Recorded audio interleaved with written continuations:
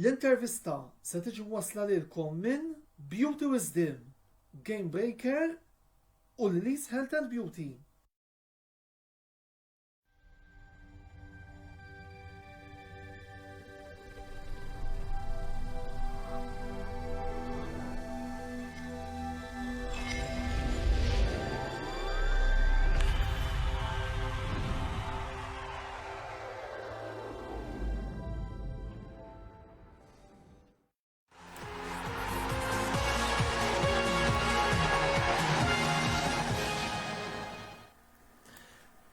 Antonello Bella jselmilkom u jilqakom għall-40 program mis-sensiela l-intervista. Illejla ser nibdew nersqu lejn id-derbi tal-Ingilterra li Manchester United u Liverpool FC ser jilabu nhar il-ħadd li ġej fil-5:30 ġewwa Old Trafford u għal dan il-għan illejla ser ikolli żewġ mistednin miż-żewġ klabs prinċipali li għandna f'Malta. Dawn huma Kevin Tabone li huwa t-teżorier tal-Manchester United Supporters Club Malta u James Vella li huwa s-segretarju tal-Liverpool Supporters Club Malta. Nfakkarkom li jekk tixtiequ staqsu xi domanda lil mistednin tagħna jew tagħdu xi kummenti fuq il-logħba tal-ħadd li ġej, intom tistgħu tagħmlu dan billi tħallu l-kummenti tagħkom fis-sezzjoni illi għandna allaċċata max-xandira tagħna. Qabel ma nibdew nitkellmu fuq il-logħba ta' nhar il-ħadd però tajjeb illi nagħtu ħarsa lejn l-aħħar riżultati illi kellna mill-logħbiet li ntlabu kmieni fil-UEFA Europa League u fil-UEFA Europa Conference League. U l-ewwel riżultat illi jispikka ta' veru huwa it-telfa ta' 6-1 illi ir-Roma ta' Jose Mourinho sofrew ġewwa n-Norveġja kontra t-tim tal-Bodo Glimt qed ngħidu Ir-Roma isom għandhom tradizzjoni li jitilfu biskor kbir, iżda mhux tim immexxi minn Jose Mourinho li naħseb hija xi ħaġa li żgur mhux forsi hija sorpriża. Għandna wkoll il-Lazio li ġew fid-dura ta' xejn ma' l-Olympique Marsilja, Tottenham Hotspurs illi tilfu wkoll 1-0 kontra l-Vitesse fil-Conference League, biss naħseb illi it-telfa ta' 6-1 li sofra l-lum Jose Mourinho, James u Kevin, ma nafx hekk forsi tixtiequ xtaddu xi ftit kummenti fuq dan ir-riżultat sorpriża li kellna fin-Norveġja qabel ma nibdew nitkellmu fuq il-programm. Kif qed tajjeb inti hija sorpriża kbira. Jiena kont rajt artikli sħaħ fuq kif jipprepara Mourinho l-logħbiet, ġifieri meta kien ma' Chelsea niftakar kien ġilli kien dossier tal-logħbiet partikolari. Tad-dossier kien ikollu ġifieri 20 ta' paġni fuq id-dettall li kien jidħol fih għall-logħba li jmiss. Ġifieri perswas li l-preparamenti jsiru, nafu li Mourinho ixaqleb li ma jaqlax il-gowl milli jiskurja t-tieni wieħed jew t-tielet wieħed, ġifieri għalhekk hija sorpriża kbira li jitlef biskor daqshekk kbir. Minnaħa tiegħi għalkemm jien mhux xi intis eżatt ħafna fuq it-tim ta' Roma, però mill-ftit li rajt bħala line-up jidher li niżel b'tim inferjuri minn tas-soltu għall-inqas fl-opinjoni tiegħi. Però dan ma jneħħi xejn mill-mertu li Mourinho anke jekk forsi mhux qed jitfa' l-attenzjoni kompleta fuq din il-kompetizzjoni u fuq il-partita partikolari. Żgur ma jkunx irid jitlef, aħseb wara jaqla setta, ġifieri sorpriża hija. Sewa wis, ħallissa nibdew nitkellmu naqra fuq il-logħba ta' nhar il-ħadd ħbieb. L-ewwel xejn merħba fil-programm l-intervista u merħba wkoll fuq il-kamra sportiva. It-tema illi għażilt għal logħba ta' nhar il-ħadd hija derbi ta' kontrasti. Taqblu ma' din it-tema meta taraw is-sitwazzjoni attwali sew ta' Manchester United kif ukoll ta' Liverpool? Nibda bejn Kevin minħabba li l-United se jkunu qed jilagħbu home. Mela l-ewwel nett qabel xejn Antonello xtaqt nirringrazzjak tal-istedina u ovvjament minn hawn nagħti l-lejla tajba lil kull min qed jarana. Derbi ta' kontrasti skont milli mangolu tara.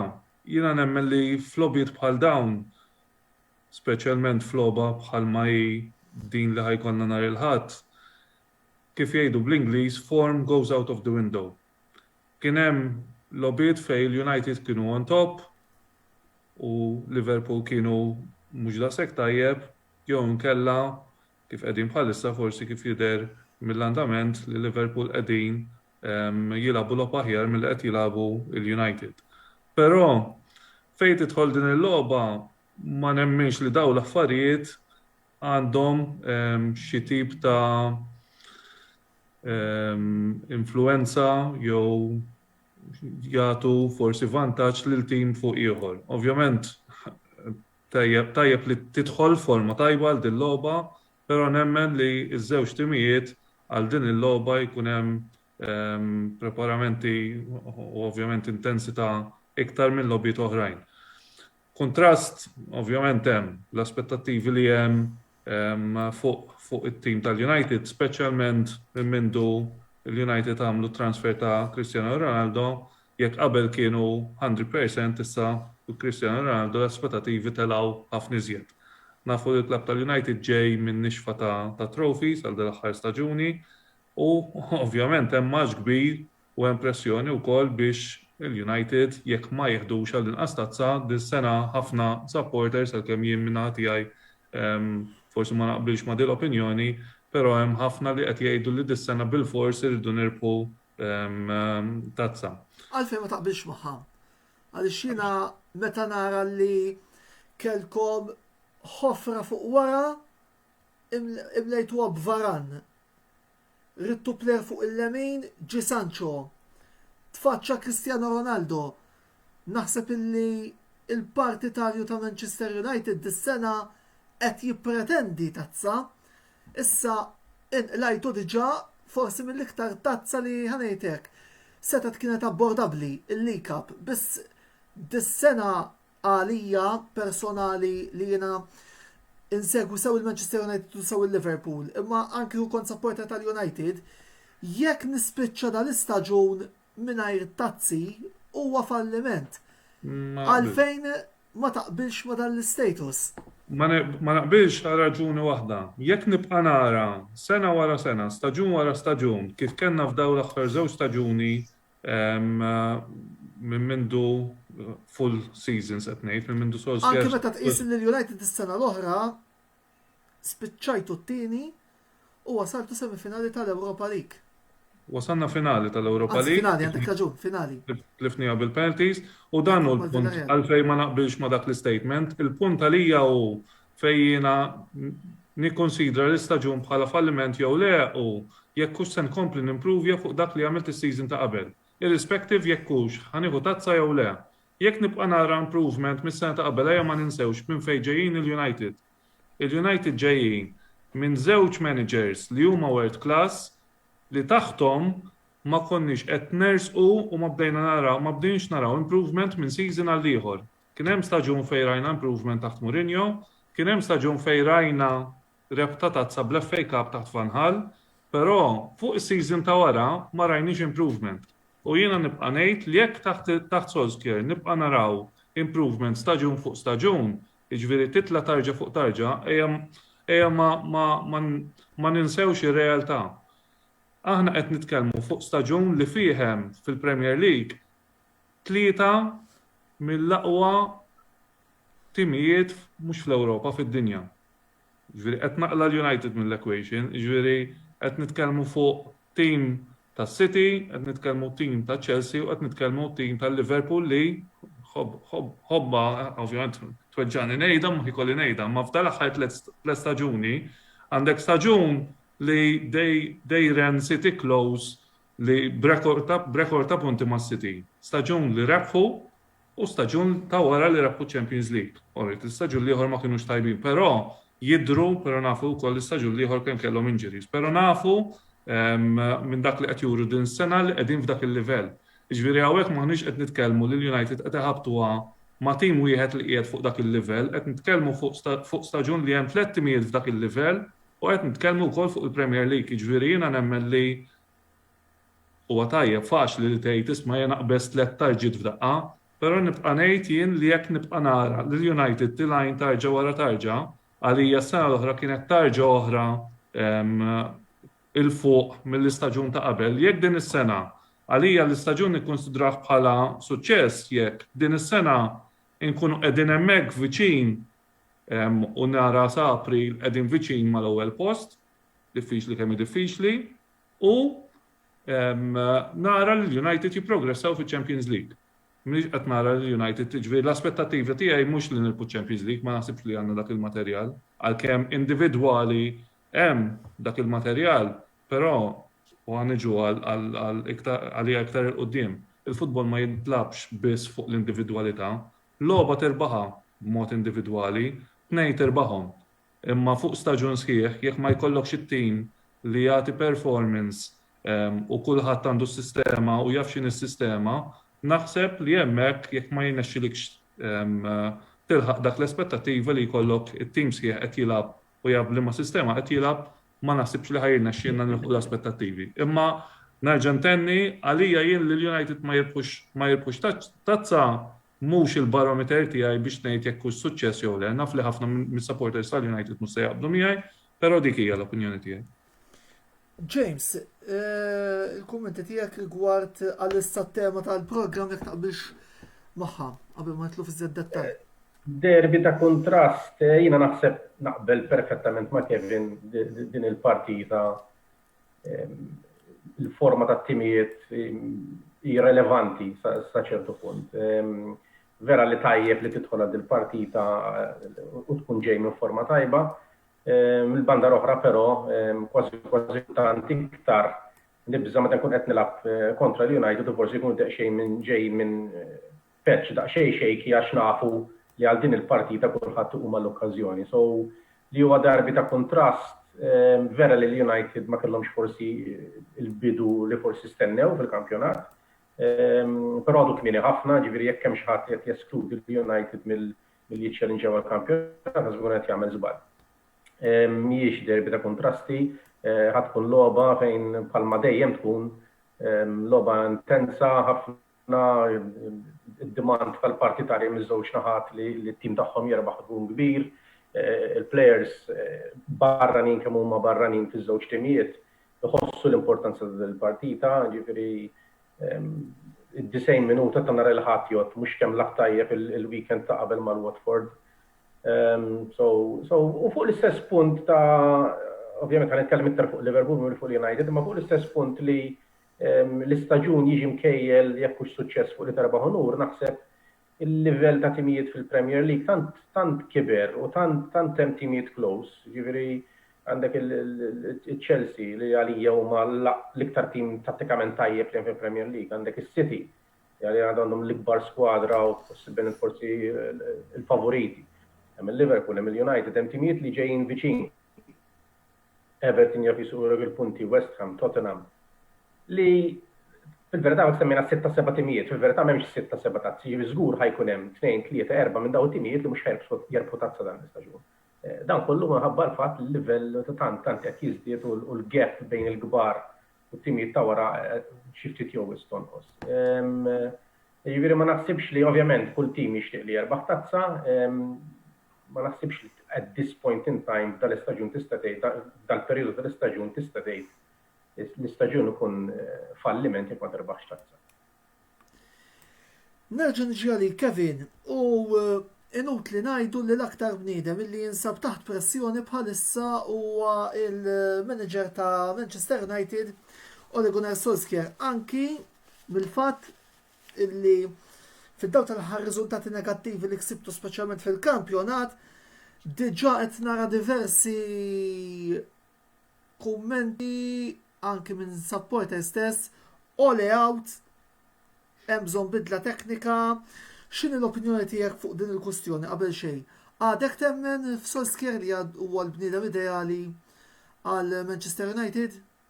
Nibda minn hawn, Antonello. L-impressjoni li jitkeċċa jew jinbidel coach jew il-managers Ole Gunnar Solskjaer mill-manager tal-United mhix waħda faċli. Kif diġà semmejt, mhix ġejjin minn żewġ managers tlieta ma forsi npoġġu tnej fil-kategorija li kellhom storja u kellhom bagalja warahom ta' titlu ta' world class, rightly so, Għax ovvjament bis-suċċessi li ġew bih kien hemm dawk l-aspettativi li daw huma il-perfect fit tal-United u ma jnexxewx. Ġifieri llum naħseb il-maġġoranza tal-United, ta' supporters tal-United jaqblu li daw iż-żewġ managers ma kinux dak il-manager li il-United kien jiffitja l-identità tiegħu. Solskjaer beda bħala interim u meta beda bħala interim hemmhekk bdejna naraw lura parti mill-identità tal-klabb. Naħseb xi ħaġa li kienet qed tintilef biż-żewġ managers world class li nġabu li il-manager beda jipprova jiffitja l-identità tiegħu tal-United, mhux bil-kontra. U jiena nemmen li m'hemm ħadd li huwa ikbar mill-klabb. Jekk ma rajna xejn taħt Solskjaer rajna dik il-bidla li jirrispetta il-badge, jirrispetta il-klabb, jirrispetta l-identità tal-klabb u nemmen li dik bil-mod il-mod ġiet. Għalfejn qed ngħid mhux faċli. Ejja ngħidu għas-saħħa tal-argument li jinbidel Solskjaer. Min ħadd irreplaceja? U min ħadd irreplaceja fil-ħin li qegħdin bħalissa taħseb li ħajkun quick fix li ħajamel soluzzjoni u nġibu dak is-suċċess li qed ngħidu tat-tazzi. Ejja ma ninsewx li qed nitkellmu fuq clubs enormi hawnhekk, jiġifieri ovvjament qed nitkellmu United, Liverpool, Real Madrid, Barcelona, Bayern Munich, dawn huma clubs li magħhom hemm ċertu peace. Ġifieri li tkun manager tagħhom mhux qed tkun manager hawnhekk ħanaqla mill-equation lil Chelsea, ħanaqla mill-equation lis-City. Li daw l-istatus mondjali li għandhom huwa kompletament differenti minn clubs oħrajn. Jiena nemmen li jekk il-United jagħmlu il-bidla ta' Solskjaer issa, nemmen li ħatkun iktar ta' deni mill-li ġiet f'dan l-istadju, però nasal biex naqbel ma dak is-supporter li jgħid u anke hija l-opinjoni tiegħi li jgħid hemm bżonn ċertu tibdiliet, però mhux tibdil fil-manager, nemmen li hemm bżonn ċertu tibdil fid-deċiżjonijiet mill-lat tattiku, ċertu deċiżjonijiet mill-lat ta' personnel li hemm li qed jagħti d-direzzjoni tas-sistema ta' kif jintlabu. Ovvjament, bl-Ingliż dejjem jgħidu the buck has to stop somewhere and the buck stops at the manager. Jiġifieri l-persuna li jieħu deċiżjonijiet huwa Solskjaer, però nemmen li huwa għandu jkun il-persuna sal-aħħar ta' dan l-istaġun li jibqa' jmexxi t-tim naraw fl-aħħar tal-istaġun fejn ħajwassalna, nemmen li hemm ċertu tibdiliet li għandhom bżonn isiru, ġifieri rajna ma rajniex logħba waħda fejn rajna ċertu difetti fil-logħba fil-istil tal-logħba tal-United. Nemmen li dawk il-tibdiliet għandhom bżonn isiru, ġifieri hemmhekk minn dak l-angolu naqbel 100% li ċertu tibdil, jekk pereżempju biex nagħti eżempju, jekk hemm bżonn li jinħatar persuna li mill-lat tattiku naraw differenza, għax nemmen li jiena bil-players li għandna maħniex qed nieħdu l-massimu tal-players li għandna biex it-tim jiffunzjona aħjar, hemmhekk iva naqbel. Però li jinbidel il-manager għas-saħħa tal-argument biex ngħidu biddilna l-manager u ġi xagħti ieħor ġejna bdejna from scratch, nemmen li hemmhekk qed immorru 3 passi lura mhux wieħed il-qudiem. Fil-fatt qed jissemmew ukoll Antonio Conte u Zinedine Zidane li jistgħu jieħdu post Solskjaer. Personalment jiena ma narahomx jiffitjaw il-profil tal-United, però ovvjament jiena dejjem ngħid id-deċiżjonijiet jittieħdu minn min għandu l-awtorità jieħu l-deċiżjonijiet, kull min ikun manager għalkemm forsi jkolli opinjoni fuqhom jekk naqbilx magħhom jew le, però fl-aħħar mill-aħħar dak il-manager kun qed jirrappreżenta l-badge li aħna tant inħobbu u jiena nibqa' dejjem nissapporti dak il-manager li jkun hemm. Ikolli l-opinjoni tiegħi, però having said that xorta jibqa' l-manager li aħna nissapporti. Mela għandna wkoll messaġġ mingħand Mark Schembri fejn qiegħed jistaqsi kif tiddeskrivu l-fatt li Liverpool għamlu 30 sena bla kampjonat wara snin ta' suċċessi u issa ishom qabdu dal-perjodu Manchester United. X'inhu dan il-fenomenu fil-futbol Ingliż? Ħanżommu naqra fuq l-ixkaffa dan il-kumment għax imbagħad nixtieq nallaċċaħ ma' domanda oħra illi għandna fit-tieni parti tal-programm. Biss issa ħanġi għalik James, Liverpool FC min-naħa l-oħra jidher li battu ritmu tajjeb fejn attwalment qed nerġgħu naraw it-tim li bejn l-2018 u l-2020 kien qed jirbaħ, jilab tajjeb u jikkonvinċi. Kemm taħseb li qed jgħin il-fatt li ħafna mill-plejers tagħkom issa jilhom jilabu flimkien għalmenu għal 3 staġuni? Antonello, bla dubju, dak huwa fattur importanti u fattur li qed jikkontribwixxi għal riżultati u l-performances li ġejjin bħalissa. Naħseb ħafna supporters ta' Liverpool bħali meta tara n-nuqqas ta' uċuħ ġodda deħlin fis-sajf. U tara tim li għadu lilu kważi 3-4-5 snin flimkien u l-players ovvjament kollha qed jikbru. Xiftit jowis l-aspettativi jkunu li t-tim ħajibda inaqqas milli jżomm ċertu ritmu. Al kontrarju dal-istaġun it-tim beda b'ritmu tajjeb ħafna, ritmu bħalma kellu t-tim sentejlu meta rebaħna kampjonatu anke s-sena ta' qabel. Forsi mill-aspett difensiv it-tim mhux qiegħed fl-aħjar vena li qatt kellna f'dan l-aħħar 4 snin. Pero going forward, il-forward line palissa tinsab għaddejja minn moment tajjeb ħafna. Bis ovvjament, hemm riskju dana f'tiġrija anke f'partita futbol ma titlaqx mill-ewwel minuta tisprint għax sa 90 minuta tajja. Ġifieri irridu naraw kemm dan il-pass, dan it-tip ta' performances ħajżommuhom tul l-istaġun kollox. Il-kampjonat ma jintrebaħx l-ewwel 8 partiti, jintrebaħ fuq medda ta' 38 partita, però ovvjament l-affarijiet huma jidru sbieħ, jidru promettenti, jekk kien hemm ftit ta' jinħas battibek l-istaġun li għadda bej Salah u Mane, jidru l-affarijiet ġew riżolti, qed jassistu l xuxin fil-goals, it-tim jidher qed jilgħab bil-konfidenza, l-injuries il-kuprajnhom kważi kollha. So looking forward għal komplement staġun. Jalla neqgħu għaddejnek. Li tibqa' għaddejmek staġun sieħ tiskorja 3 goals kull partita ovvjament hija diffiċli. Din l-sfida ser tara eventwalment tnejn minn dawk li nqis fost l-aqwa 5 players li għandna fid-dinja li huma Cristiano Ronaldo u Mohamed Salah li qed ukoll taraw fil-grafika illi għandna għaddejja. Taħsbu li eventwalment ser ikunu huma l-players li ser jiddeċidu dan il-konfront jew ser taraw players oħra li jistgħu jisarqulhom ix-xena? Jiena ma nkunx sorpriż jekk il-partita tintrebaħ b'gowl minn difensur ċentrali minn set piece. Ma tantem players ta' livell, ovvjament bħalissa Salah invena, Cristiano Ronaldo, però jiena Liverpool Manchester United ili nsegwija kemm ili nsegwi Liverpool minn 1983, kważi qatt ma tlifta, ma tistax tippinpointja minn ħajamil id-differenza. Again, palissa fil-vena jgħat Salah ma qasissa tagħmel prediction ta' min ħaj jisraq ix-xena. Jaf jisraq ix-xena difensur kif qed ngħidlek. Naqbel perfettament, jiena nifavorixxi l-element kif semmej ftit iktar qabel l-element tat-tim minn tal-individwu. Jiena nemmen biex individwu jibrilla, qed nitkellmu fuq Salah, hemm it-tim li qed jilgħab għal mod kif Salah jista' joħroġ il-massimu tiegħu. Biex Ronaldo jibrilla, it-tim irid jilgħab tal-mod biex Ronaldo jibrilla. Case in point, ħafna mill-attakki li jibdew ta' Liverpool jibdew mill-left back u right back. Ikun hemm switch of play minn naħa l-oħra, jekk ma ssirx dik, jista' jdum jilgħab tajjeb Salah għax il-ballun ma jasalx.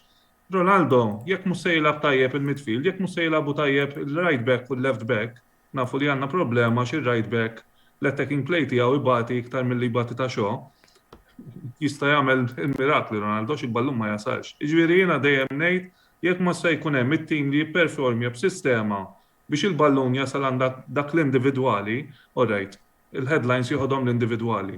Però x-xogħol li jrid isir biex jasal għand dak l-individwali biex jagħmel biex jiskurja jew biex jagħmel xi ħaġa li tagħmel differenza qiegħed hemm ukoll. Ġifieri jiena ma tantx jiena xi ħadd li jiena inħares lej il-persuna individwali, ovvjament qed nitkellmu fuq players li jistgħu jagħmlu differenza, però kif qal James perfettament naqbel miegħu, jaf ikollok logħba għalkemm tidher diffiċli ħafna kemm il-United U kemm Chelsea, sorry, u kemm il-Liverpool jippreferu li jaqilgħu gowl jiskurjaw tnejn.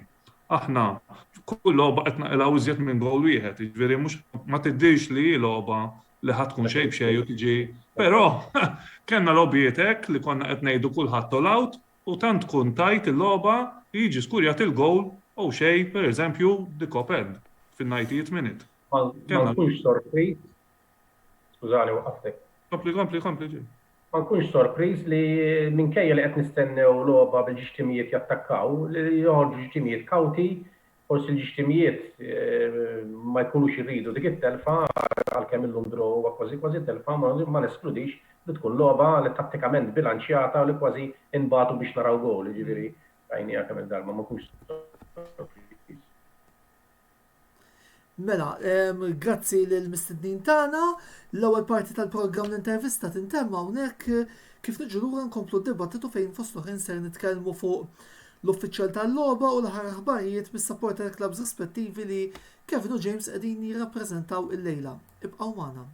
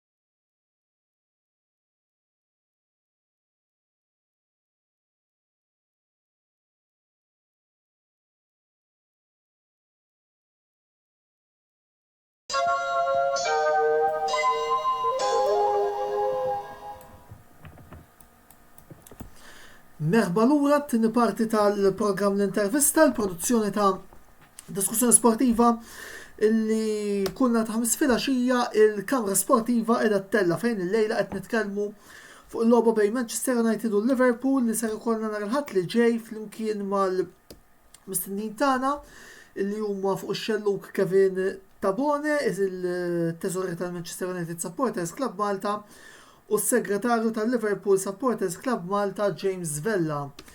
Ed ukoll jiġuna xi rapporti mill-istaff illi jidher li forsi l-affarijiet hemm xi issues fl-streaming. Tinkwetawx jekk forsi hemm xi issues fl-streaming, sfortunatament dan programm live kollox jista' jiġri, dan il-programm ser jitla fuq YouTube iżjed tard tkunu tistgħu terġgħu taraw fuq YouTube ukoll nibatu l-link iżjed il-qoddim forsi anke għada stess. Sa dan it-tant ukoll jekk qegħdin issegwuna u tridu tagħtu xi domandi l-mistednin tagħna tistgħu tagħmluha billi tħallu fil-sezzjoni li hemm allaċċata max-xandira tagħna. Ovvjament niskużaw ruħna forsi hemm xi problemi tekniċi. Nirdu naraw naqax ġara wara x-xandira u eventwalment naraw kif nistgħu nsolvuhom biex nirranġaw fejn meħtieġ. Bħalissa wkoll hemm għaddejja l-logħba għaddejjin diversi logħb mill-UEFA Europa League fosthom il-logħba bejn Napoli u Legia Varsavia li bħalissa qiegħda fl-iskor ta' xejn b'xejn. Infakrukom jekk mintomx qegħdin taraw il-programm għax hemm xi problemi tekniċi, niskużaw ruħna, dan il-programm se jitla wkoll fuq YouTube għal daqstant naraw x'ġara u mbagħad iżjed tard matul il-ġimgħa biex ukoll dejjem naraw l-intejbu sfortunatament il-problemi u l-intoppi ta' meta tkun qiegħed ix-xandar fuq il-live. Lura għal mistednin tagħna issa u nixtieq niddevja ftit mill-tema prinċipali għax inħoss li għandna nitkellmu fuq il-kwistjoni tat-teħid tal-kontroll ta' Newcastle United min-naħa fond pubbliku tal-Arabja Sawdita. Taħsbu li dan il-fond u l-investiment eventwali li dawn jistgħu jagħmlu fuq it-tim ta' St. James Park jista' jkun ta' teddida għaċ-ċansijiet ta' suċċess li sew United u sew Liverpool jistgħu jkollhom fil-futur? Ħanibda jien, Antonello. Meta rajna l-istess takeover tal-Manchester City, ovvjament, il-suċċess ma ġiex mal-ewwel. City għamlu passi bil-mod, għadilhom ammont ta' snin sakemm waslu waslu sa fejn waslu ma waslu. Jiġifieri min jiftakar tajjeb l-ewwel ingaġġi ta' players ġodda tas City meta kien hemm it-takeover kienu players bħal goalkeeper bħal Shay Given, kellek il-Nigel De Jong, kellek il-Craig Bellamy, u dak it-tip ta' players li jkunu livell ogħla aktar milli kellhom fil-preżent imma mhux l-aqwa players, għax ovvjament il-klabb kien għadu mhux attractive daqskemm ġildu. Imma bil-mod il-mod waslu u naħseb li jekk din it-takeover ta' Newcastle hemm il-flus ħajġu investiti kif qed jissemmew, naħseb jekk jimxu fuq l-istess modell, mhux fi żmien qasir imma fil-futur ħajkunu teddida għar-reb tal-unuri ma' timiet il-kbar bla dubju, dan is-saħħa ta' flus li jidher li għandhom huwa xi ħaġa fenomenali, xi ħaġa inkredibbli. Naqbel 100% mal qal James, forsi li rrid inżidu li meta jkollok owners bħal dawn kemm hu possibbli li żomm mal-identità tal-klabb. Ma ninsewx Newcastle huwa ġej minn post li l-supporters tagħhom huma ferventi ħafna fuq is-support tagħhom lejn it-tim. Jiena nqisu wieħed mill-main footballing cities li daw il-futbol hija parti mill-kultura tagħhom, ġifieri kien hemm sħabi li marru wkoll fil-ground ta' Newcastle għadu ma kellix iċ-ċans li kemm nixtieq li mmur fil-ground ta' Newcastle, St. James Park, u kollha jgħidu l-istess ħaġa, support fervent li għandhom lejn it-tim hija xi ħaġa straordinarja. Ġifieri ma narax li tim bħal Newcastle ma bl-investiment li hemm bżonn li jsir għax ovvjament fil-sitwazzjoni li qiegħed bħalissa għalkemm is-sitwazzjoni biex ngħidu kollox ma tantx is-supporters ma tantx għenu lilhom infushom laqqas għax li jkollok manager li from day one ma jiġix aċċettat mill-klabb tiegħu, ma naħsibx li mis-supporters tiegħu ma naħsibx li kienet sitwazzjoni feliċi għal manager li tħallih jagħmel xogħlu sew. Però having said that, id-deċiżjonijiet nifhem li rridu jittieħdu, ma nafx kemm kienu fer fuq Steve Bruce li da from day one, jiġifieri kif ġew l-owners kien hemm diġà il-spekulazzjonijiet li mhux se jibqa' fit-tim. Għalkemm minkejja l-fatt ta' Sheikh Bruce kien isu diġà eded man walking, ngħidu hekk Newcastle ma bdewx tajjeb. Fimni ma tieħx tort wara tant xhur ikollu pressjoni mis-supporters tiegħu stess. Juruh biċ-ċar li mhux manager li jridu. Ġifieri qatt ma kellu support tal-supporters minn meta ġie ingaġġat bħala manager tal-klabb.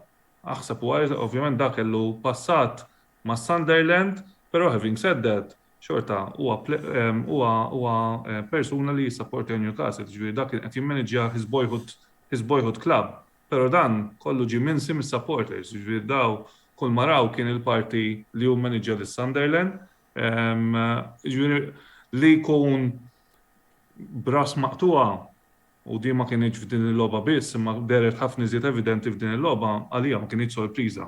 Fil-fatt issa qed ikun hemm min qed jgħid li dan jaf ikun l-aħħar job managerial role ta' Steve Bruce.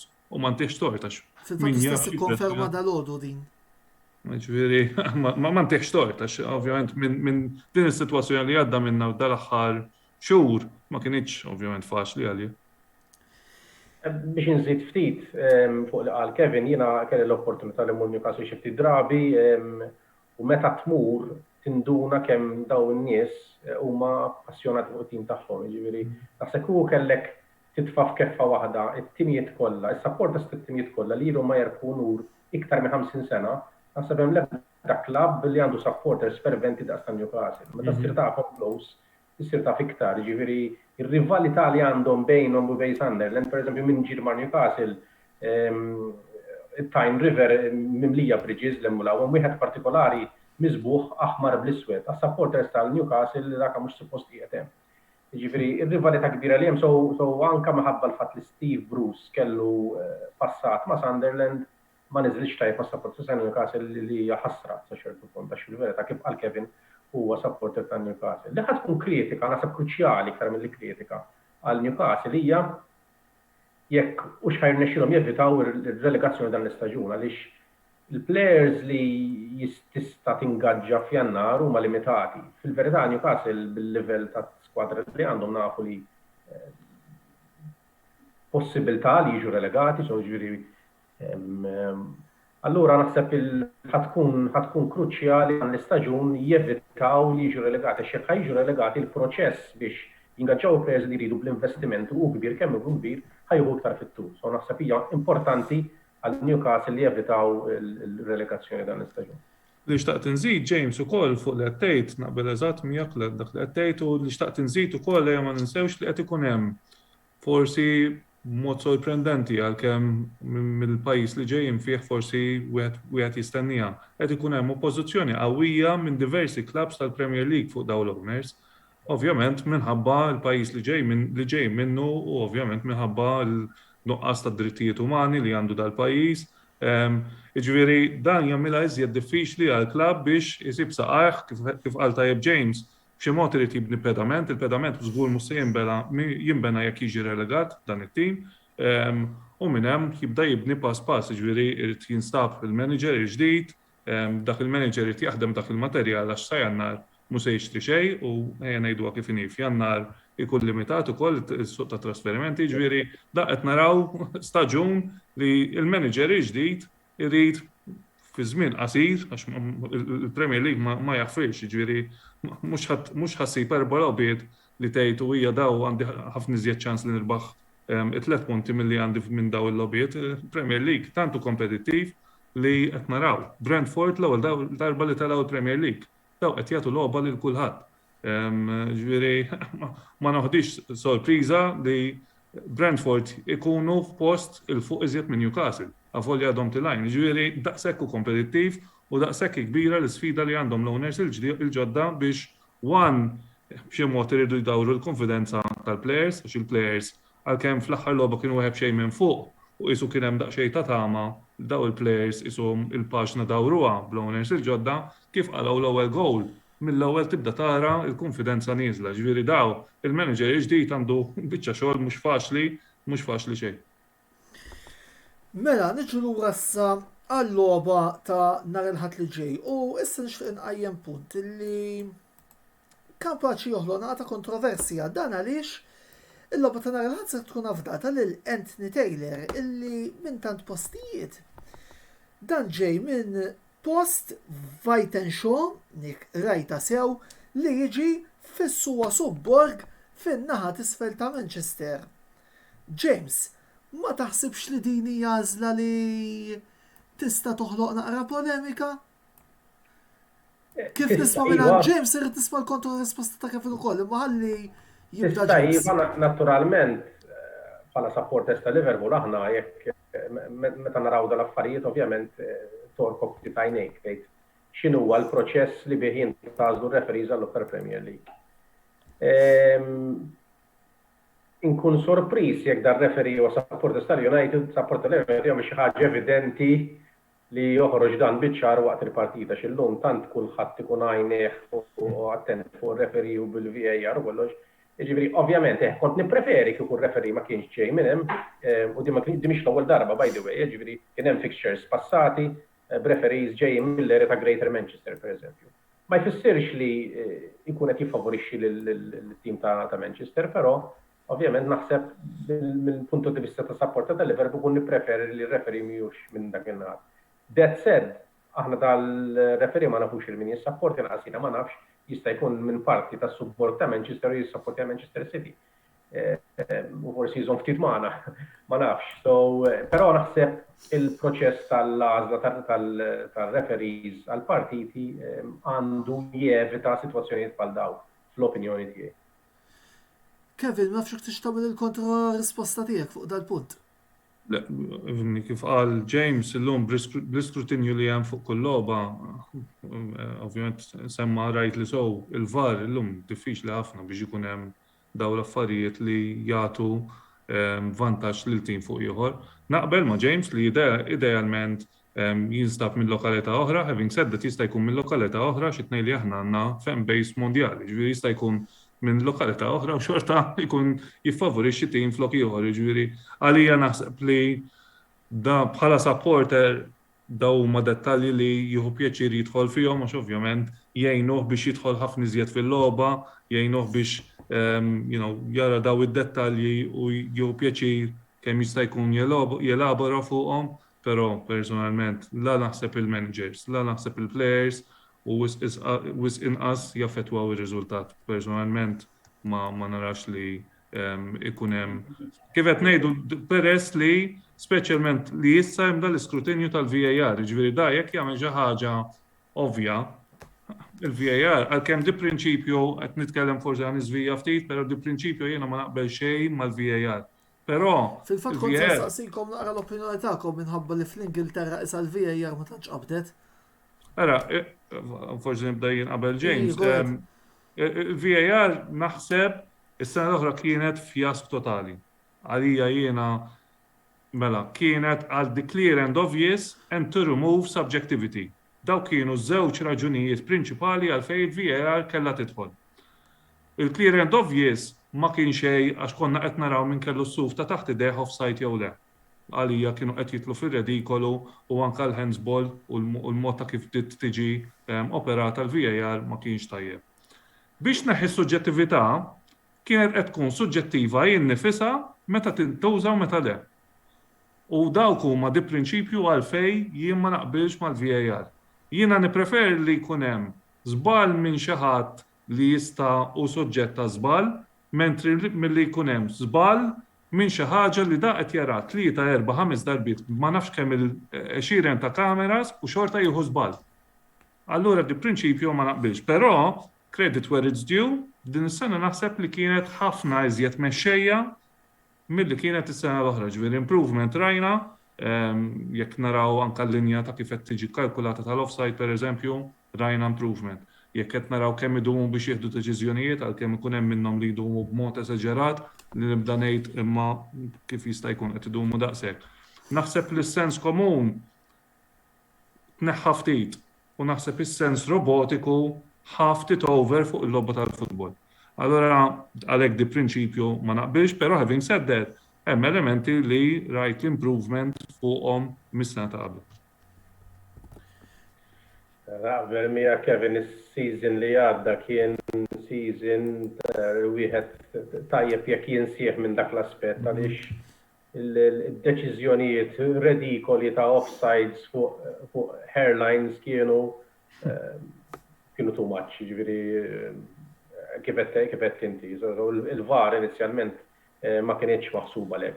Il-teknoloġija tajba fil-logħba għaliex nġib eżempju il-goal line technology ħadmet u ħadmet tajjeb ħafna. Ma naħsibx li qatt niftakar każ ta' goal line technology li tieħed deċiżjoni ħażina, però naqbel miegħek ukoll li dan l-istaġun jidher li l-logħba tkun iktar mexxejja l-VAR mhux qed tieħu dak id-deċiżjonijiet żbaljati bħal ma ħadax l-istaġun li għadda kien xi ħaġa ta' barra minn hawn. Biex nagħlaq daqsxejn fuq ir-referi Antonello, jekk il-media makes a meal of it, dak kif bl-Ingliż u jagħmlu ħafna pressure fuq ir-referi kważi nazzarda ngħid taf tkun daqsxejn ta' vantaġġ għal-Liverpool għax ir-referi jaf li għandu pressjoni enormi fuqu li jekk jieħu deċiżjoni favur il-United ħad tkun żbaljata tiġi interpretata xi huwa minn hemm. So jiddependi l-media u forsi the likes of Jurgen Klopp kemm jagħmlu enfasi fuqha. Sewa wisq, Kevin, domanda issa fuq Paul Pogba illi għadda diversi kummenti nhar is-sibt wara t-telfa li United kelkom kontra Leicester City fejn fost l-oħrajn qal. Hemm bżonn jinbidel xi ħaġa għaliex ilu ikollna dawn il-logħbiet u għadda ma sibniex il-problema. Qed naqilgħu wisq goals, hemm bżonn nkunu iżjed maturi u nilagħbu biżjed esperjenza. hemm bżonn insibu l-mentalità u tattika ġusta u finalment insolvu l-problema li għandna. Illum kien ħaqna nitilfu din hija ħaġa illi jekk irridu nikkompetu għall-kampjonat ma nistgħux nagħmlu. Taħseb illi Pogba għandu dritt qabel xejn jgħaddi dawn il-kummenti u jekk taqbilx ma dawn ma qal il-midfielder Franċiż. U jekk taħseb li kienu xi botta lejn Solskjaer ukoll. Mela, għanibda mill-aspett uman qabel l-aspett kompetittiv tal-futbol. Li jiena neħħi dritt lill-individwu li jitkellem u jesprimu ruħu, ovvjament, ma nistaqat noġġezzjona li, ġifieri inti saqsejtni jekk għandux dritt li hu jesprimu ruħu. Dak id-dritt qatt ma jista' jitneħħa u fi x'inhu. Jekk ma jkunx hemm dak id-dritt nemmen li jew ikun hemm il-biża' jew ħajkun hemm limitazzjoni biex plejer jesprimu ruħu, ġifieri dritt sagrosanta lija. Però x'inhi d-differenza li jgħidu Pogba u l-istess more or less gist ta' dak li qal Paul Pogba wara l-logħba Solskjaer qalu. Però il-medja x'tagħmel? Il-medja taqbad dak li jkun qal persuna u ddawru għal mod kif trid biex tkun tista' tagħmel il-headline. Fil-verità dak li qal Pogba għalija jien ma hu qed jgħid xejn ħażin għalkemm mhux wieħed mill-plejers favoriti li jien nara bil-flok tal-United biex ikun qed ngħid kollox, però ma kien qed jgħid xejn li mhux floku, ġifieri li aħna tattikament irid ikun hemm xi ħaġa mibdula biex tkun aħjar fis-sistema tat-tim. Ma kien qed jgħid xejn ħażin li aħna qed naqilgħu ħafna goals, ma kien qed jgħid xejn ħażin, huma realtajiet jekk aħna ħanibqgħu nitilfu b'dir-rata kif qed nitilfu jew nwaqqgħu il-punti bl-istess rata, ħajkonna ċans li neħdu lik, le. Li kieku daw l-istess diskors u qalhom Solskjaer wara l-logħba bl-istess effett ma kien hemm l-ebda headlines fuq dak li qal. Hemmhekk turik kif il-medja tipprova kemm jista' jkun tagħmel storja minn nafu li Pogba huwa plejer li attratta il-medja, nafu li anka ovvjament il-United għalfej qiegħed fit-tim hija waħda mill-raġunijiet ukoll nafu li għandu ċertu saħħa ukoll kummerċjali. Però għalija daw id-diskors għax inti qed li ma jista' jkun xi botta fuq Solskjaer, nemmen li hija botta fuq it-tim. It-tim mhuwiex il-plejers biss li qed jilagħbu, it-tim huwa il-manager u l-coaches kollha li jagħtu l-istruzzjonijiet u f'dawk iridu jiġu eżekwiti mill-plejers li qegħdin mhux mill-11 illum għax illum. L-iskwadra nafu li hija 22-23 plejer, 24 plejer, 25, ġifieri dak li kien qed jgħid Pogba japplika għal kulħadd. Jibda bih innifsu. Għax ovvjament jekk jiena qed ngħid xi ħaġa u neskludi li l-nifsi minna meta naf li jiena il-prestazzjonijiet tiegħi mhux l-aħħar logħba, mhux l-aħħar tnej, imma l-aħħar żewġ staġuni, tliet staġuni ma kinux tal-livell tal-aspettattivi li hu minnu nnifsu għandu, għax hu stess jammetti li l-livell tal-prestazzjonijiet tiegħu mhumiex fl-istess livell ta' meta kien mal-Juventus pereżempju, fejn konna naraw jibrilla għalkemm logħba differenti, però konna naraw il-Pogba li kien jaffettwa u jinfluenza l-logħba. Jiġifieri jiena nemmen li dawk huma kummenti li japplikaw għal kulħadd, ma kien qed jinsinma fuq l-ebda individwu imma bħala tim in ġenerali. Sewa issa dan it-tant Napoli xejn Legia Varsavia xejn ħin tmiem l-ewwel taqsima. Mela, nixtieq issa li nħudu l-okkażjoni biex kif għandi qudiemi żewġ rappreżentanti tal-klabb żewlenin li jirrappreżentaw il-Manchester United u l-Liverpool Football Club f'Malta tatuna ftit l-aħħar aħbarijiet mill-naħa tal-klabs rispettivi tagħkom, il-Manchester United Supporters Club Malta u l-Official Liverpool Supporters Club Malta. Unek ukoll qegħdin naraw il-logos tagħkom fil-grafika li jibda James u jala Kevin. Naturalment aħna minn naħa ta' klabb dinja dan huwa mument surreali li qed ngħix. Il-Covid ħallit impatt kbir fuq il-klabb tagħna u ovvjament anke klabbs l-oħra m'għandix dubju.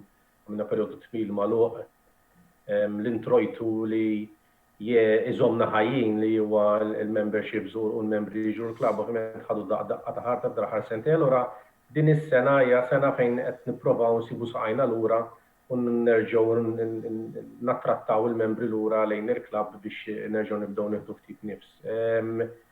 Again, is-sitwazzjoni preżenti ma tollerax li tagħmel attivitajiet u jew li il-kumitat u l-klab jopera kif kien jopera fis-snin preċedenti qabel il-COVID, so anka ġej il-miliet, attivitajiet tal-miliet tkun ħafna kawt x'torganizza, għax ovvjament hemm ir-riskju u da, però naturalment naħdmu nirsistu messaġġ lis supporters hemm barra, ovvjament jġeddu l-membership għax dik huwa kważi s-sors primarju biex aħna neqgħu neżistu. Bażikament dawk, m'hemm xejn ta' barra minn hawn li bħalissa nista' niżvela għaliex ovvjament m'hemm xejn li qed jiġri partikolarment. Sfortunatament il-25 sena anniversarju kellna ħafna pjanijiet is-season ieħor u sfrattanna kollox minħabba COVID. So l-unika messaġġ li għandi fissem sħabi tal-Komitat u fissem il-President Clifton Kassa nħeġġu lill-membri li jġeddu l-membership u jiġu l-klab naraw l-logħba flimkien qed pjaċir. Unkomplu minn hemm hopefully dis-sitwazzjoni timmeljora ruħha. Kevin? Bl-istess mod, ovvjament, kif qal James, konna limitati ħafna, ovvjament bil-bib maluq, ma tantx tista' tagħmel affarijiet, però li bqajna nagħmlu li aħna minna tagħna bħala kumitat bqajna attivi. Ġifieri bqajna nintaqgħu kull xahar online, għamilna xogħol li s-soltu kien ikonna diffikultà kbira biex ikunu nistgħu nagħmlu. Ġifieri pereżempju għamilna manutenzjoni sħiħa tal-premises. Pereżempju aħna kien ikonna problema kbira meta ħanamlu nbidlu sistema elettrika. Għax daqqa ġej dak, u daqqa ġej liħor, u daqqa hemm logħba, u daqqa pre-season, allura ma tkunx tista' tagħmilha għal perjodu ta' żmien. Allura ħadna l-okkażjoni għalkemm bid-diffikultajiet kif qal James tal-introjtu, però rajna kif għamilna u hawnhekk irid insemmi s-support li jkollna mill-membri b'donazzjonijiet bajnuna ta' xogħol għal-ħares ma tkunx dik, għax ovvjament ikkella ma tkunx tista' tibqa' miexi fuq dawn l-affarijiet. Apparti hekk għamilna il-tisbieħ tal-faċċata, għamilni għamil ġdid, għamilna tisbieħ fil-gallarijiet ukoll, dawwarna il-premises b'dawl LED mal-gallarijiet biex nixelu l-faċċata, biddilna xi ACs ukoll, għamilna intratura ġdida ukoll, biddilna wkoll il-bib tal-shutter, għamilna intratura kif tidħol biex tagħti iktar feeling ta' esperjenza għal dak li ħajkun dieħel fil-klabb. Kif qedtilkom daw kienu affarijiet li għamilnihom fejn is-soltu kien ikollna diffikultà kbira biex inkunu nistgħu nagħmluhom. Apparti hekk ħdimna fuq proġett li din is-sena ġie attwat, għandi l-unur ngħid li flimkien ma' is-segretarju tal-Supporters Club, Clint Camilleri, ħdimna ħafna fuq u jiena fejn bażikament badna l-istorja tas-Supporters Club. Aħna għandna eżistenti minn 1959 u bażikament li għamilna u li qbadna l-istorja kollha u bdejna niddokumentaw avvenimenti li ġraw on a particular day fil-ġurnata propizja li tkun seħħet l-attività. Kien ovvjament kelli ċans għax ovvjament l-affarijiet kwitaw wara xogħol ma kellix fejn imur, ma kellix imur il-klabb, allura minna żmien ġewwa, allura kellna ċans biex ikun nistgħu naqdu din l-informazzjoni għadna għaddejjin għax tiskanta xi informazzjoni u xi storja għandu Supporters Club ta' Malta. Bonur ngħidu li aħna l-eqdem Supporters Club fid-dinja ta' Manchester United, inkluż l-Ingilterra, ġifieri għalina dan huwa onur għall-klabb daqshekk prestiġjuż li aħna nkunu l-iktar antiki u warajna għandna storja enormi, ovvjament, xtaqna li din nurruha barra lill-membri tagħna. Apparti hekk, ix-xahar li għadda kellna l-laqgħa annwali ġenerali li hija l-iktar laqgħa importanti fl-avvenimenti tal-klabb. Kellna wkoll elezzjoni fejn ġie elett kumitat ġdid, kellna nominazzjonijiet u l-membri kienu ivvotaw għal membri tal-kumitat il-ġdid, issa għandna terminu ta' sentej li beda minn issa. U l-iktar, u l-aħħar żewġ affarijiet li rrid insemmi hu li aħna bħala Supporters Club għandna branch ukoll ġewwa Għawdex. U ġewwa Għawdex ukoll sar xi xogħlijiet ta' manutenzjoni, ġew installati wkoll air conditions ġodda biex ovvjament jgħinu fl-esperjenza ta' dak li imur jara logħba hemmhekk. U l-aħħar avveniment li seħħ ftit tal-ġimgħat ilu bħala membri kemm tal-kumitat ukoll membri tal-klabb kellna rappreżentazzjoni biex nitilgħu ġewwa il-Supporters Club tal-United ta' Edinburgh ġewwa l-Iskozja. Kellna rappreżentazzjoni ta' 13 persuna minn Malta fej kienu ċelebraw l-20 sena anniversarju minn meta twaqqaf il-klabb. U aħna konna rappreżentati f'dan l-avveniment kien sar dinner ukoll u aħna wkoll biex nimxu ma' tradizzjoni l-bisna tajna sorpriża wkoll l-organizzaturi u l-bisna il-kilts ma kienx xi ħaġa li nagħmlu s-soltu. Però kienet avveniment u ċelebrazzjoni sabiħa ħafna fejn nexxielna wkoll nexxilna nintaqgħu ma' ħafna ħbieb li konna ma nintaqgħu magħhom fejn s-soltu konna jgħaddu xarej 3 xhur tintaqa' magħhom. Ħadna l-okkażjoni wara sena u nofs, kważi sentej, innexxilna nintaqgħu magħhom ukoll. Nixtieq ukoll nieħdu l-okkażjoni biex Kevin nawgura l-ħidma l-ġdida lill-kumitat tagħkom u jalla tkomplu sew intom sew il-Liverpool Supporters Club fil-ħidma tagħkom il-partitarji rispettivi tagħkom ġewwa pajjiżna. L-aħħar domanda hija domanda obbligatorja. Bażikament nixtieq li ttun il-previżjoni tagħkom fuq kif taħsbu li ser tispiċċa l-logħba tal-ħadd li ġej, jekk jogħġobkom. Darba jibda Kevin għax il-United se jkunu home. Jiena ħanirreżisti il-mistoqsija għalkemm ħanipprova nwieġbek b'mod diplomatiku. Jiena daqsxejn superstitious, ġifieri li nagħti previżjoni speċjalment fuq din il-logħba għalina kien naħseb James jaqbel miegħi, għalija din hija il-pinnacle home u away ma' Liverpool hija il-pinnacle tal-istaġun. Vera li s-City qegħdin hemm fuq, vera li Chelsea qegħdin hemm fuq, però jiena l-ewwel logħba li mmur inħares fil-kalendarju kif jitilgħu il-fixtures hija din il-logħba. Naqbel miegħek għaliex anki jiena li ħanejdu hekk sa ċertu punt insegwi sew tim u sew ieħor jiena li hija din il-logħba tal-ħadd hija waħda mill-logħbiet ewlenin fil-kalendarju sportiv flimkien mal-klassiko mad-derbi ta' Milan. Fil-fatt li xtaqt insemmi hija ħasra li nhar il-ħadd hemm daqshekk logħbiet tajbin fl-istess ħin. Għax nhar il-ħadd apart il-logħba tagħna hemm ukoll fl-4 hemm Barsa mar-Real. Hemm ukoll fil-għaxija mbagħad Inter mal-Juve. U hemm ukoll Ajax PSV u Marseille PSG. U hemm ukoll logħba klassika li ħadd intlab propju ftit metri bot mill-istudju stana fraħal ġdid il-logħba Hibernians Valletta fit-Tony Benzina Stadium li ħatkun fl-istess ħin ta' United Liverpool. Volli teknikament fl-istess ħin tal-logħba tagħkom se jkun hemm il-klassiko fl-4:15, Valletta Hibs fil-5 u United Liverpool fil-5:15 nistgħu nibqgħu sejrin u mbagħad fit-9:15 hemm fis-6 Roma Napoli. Fid-9:15 hemm Inter Juventus u fid-9 mill-Grand Prix tal-Istati Uniti tal-Formula 1. Isimma il-mara ma tantx ħatew pjaċir bik, imma però niġu għall-logħba tal-ħadd nemmen li ż-żewġ timijiet ħajqumu għall-okkażjoni ma nitkellimx biss għall-United, it-tnejn li huma ovvjament wara din-logħba jafu li il-frott ta' din-logħba, ir-riżultat xi jkun, jgħinhom biex jimxu fil-logħbiet li ġejjin, ġifieri logħba bħal din li għalija 3 punti hemm fuq il-mejda, però nemmen li il-riperkussjonijiet ta' dak li jiġri l-eżitu ta' din il-logħba jagħtu iżjed minn dawk it-3 punti mill-lat ta' konfidenza, mill-lat ta' fiduċja fis-sistema li qed tiġi implementata għaż-żewġ timijiet, jiġifieri mhux la naħa waqas oħra tnejn li huma jiġu impattati.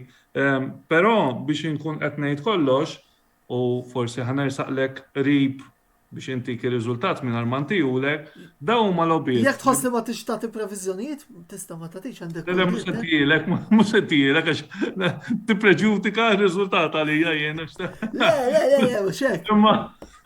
Imma però biex inkun qed ngħid kollox dawn huma logħbiet li jinkwetawni inqas milli meta nkunu qed nilagħbu ma' Newcastle, milli meta nkunu qed nilagħbu mal-Brighton, milli meta nkunu qed nilagħbu mal-Brentford, għax qisu il-United meta jsibu dawk kif Mourinho jħobb jgħidilhom li jilagħbu kontrihom bil-low block, il-United qed ibatu ħafna.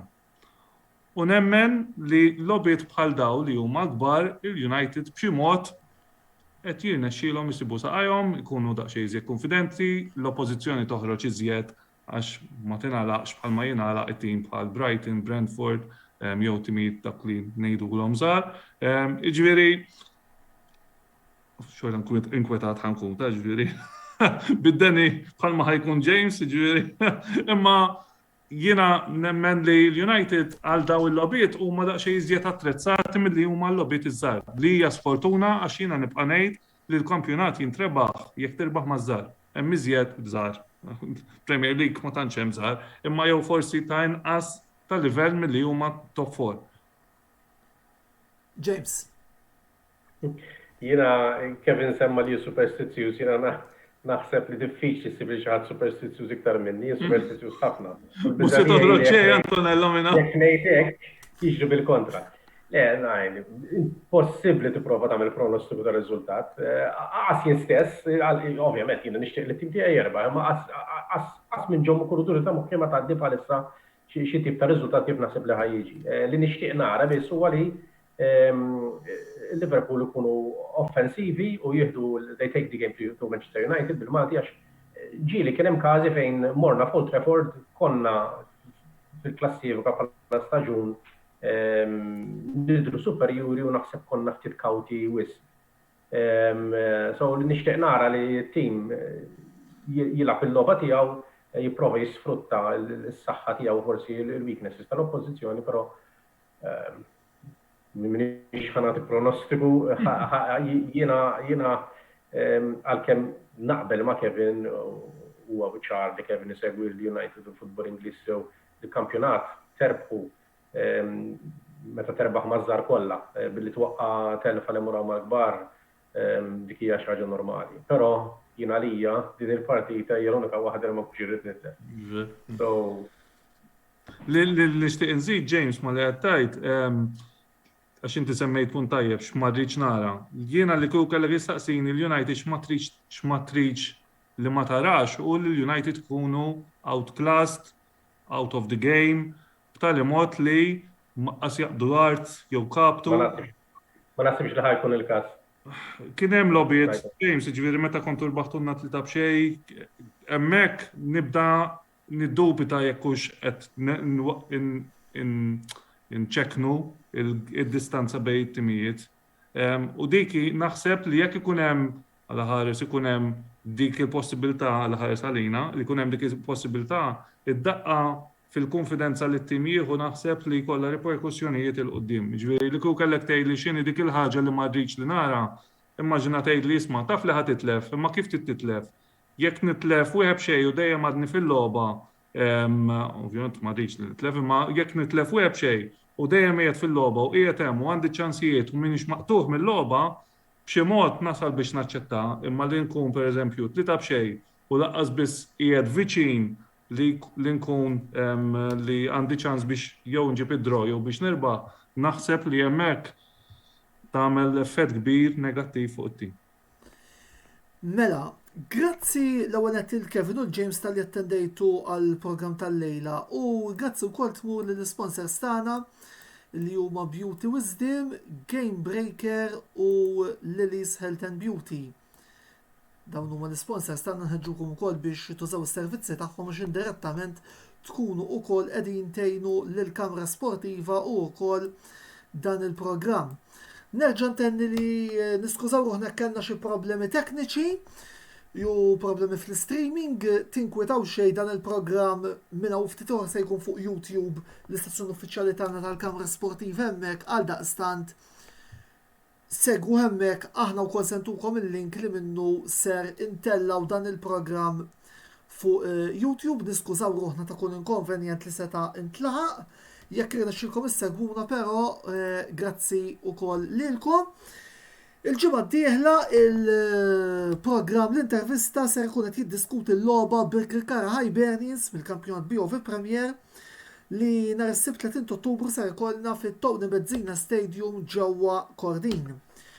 Fit-tmiem il-ġimgħa li ġej ser ikollna diversi artikli fuq din il-logħba Liverpool United fuq il-futbol Taljan, futbol Ingliż, futbol lokali.